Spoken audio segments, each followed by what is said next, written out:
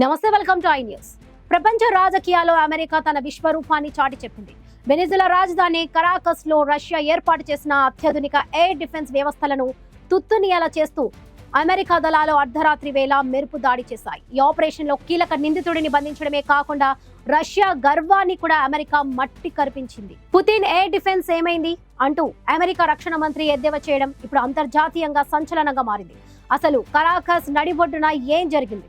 ఇప్పుడు మన స్పెషల్ స్టోరీలో చూద్దాం. అగ్రరాజ్యం అమెరికా తన శత్రువుల గుండెలో రైలు పరిగెత్తించింది. వెనిజులా రాజధాని కరాకస్ నడిబొడ్డున 3 రాత్రుల క్రితం జరిగిన ఆపరేషన్ రష్యా పుతిన్ కు ఒక గట్టి చెంపపెట్టుగా మారింది. సుమారు 200 మంది అమెరికా శ్రేష్ఠ దళాలు నేరుగా కరాకస్ నగరంలోకి ప్రవేశించి అమెరికా న్యాయస్థానానికి కావలసిన ఒక కీలక నిందితుడిని బంధించారు.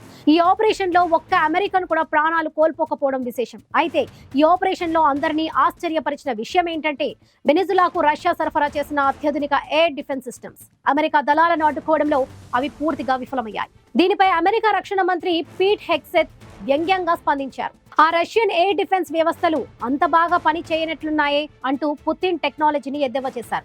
ఇది అమెరికా బలాన్ని, స్పష్టతను ప్రపంచానికి మరోసారి చాటి చెప్పినట్లయింది అని గర్వంగా ప్రకటించారు. ప్రెసిడెంట్ ట్రంప్ నాయకత్వంలో అమెరికా తన సైనిక వ్యూహాలను పూర్తిగా మార్చేసింది. అమెరికా ఫస్ట్ అనే నినాదంతో ముందుకు సాగుతున్న ట్రంప్ ప్రభుత్వం తమ సైన్యాన్ని ప్రపంచంలోనే అత్యంత శక్తివంతమైన దళంగా తీర్చిదిద్దేందుకు సిద్ధమైంది. కేవలం విదేశీ దాడులే కాదు, కరీబియన్ సముద్రం ద్వారా అమెరికాకు డ్రగ్స్ తరలిస్తున్న బోట్లను కూడా ముంచేస్తామని, ఇకపై క్యాచ్ అండ్ రిలీజ్ పట్టుకొని వదిలేయడం ఆటలు ఉండవని హెగ్సెత్ హెచ్చరించారు. అమెరికా నౌకాదళాన్ని మరింత బలోపేతం చేసేందుకు గోల్డెన్ ఫ్లీట్ పేరుతో కొత్త తరం యుద్ధ నౌకలను ప్రవేశపెడుతున్నట్లుగా ఆయన ప్రకటించారు. చైనా వంటి ప్రత్యర్థులు తమ నౌకాదళాన్ని విస్తరిస్తున్న వేళ సముద్రాలపై అమెరికా ఆధిపత్యం ఎప్పటికీ అన్కాంప్రమైజ్డ్ గా ఉంటుందని స్పష్టం చేశారు. తాము ఇప్పుడు డిపార్ట్మెంట్ ఆఫ్ డిఫెన్స్ కాదు, డిపార్ట్మెంట్ ఆఫ్ వార్ అని, శాంతిని కాపాడాలంటే యుద్ధానికి ఎప్పుడు సిద్ధంగా ఉండాలని ఆయన పిలుపునిచ్చారు. కరాకస్ ఆపరేషన్ తో అమెరికా తన డిటరెన్స్ ను కూడా మళ్లీ నిరూపించుకుంది. ఏ శత్రువునైనా అమెరికాను సవాలు చేయాలంటే ఇప్పుడు 10 సార్లు ఆలోచించుకోవాల్సిన పరిస్థితి ఏర్పడింది. పుతిన్ తన రక్షణ వ్యవస్థల వైఫల్యానికి ఎలా స్పందిస్తారు?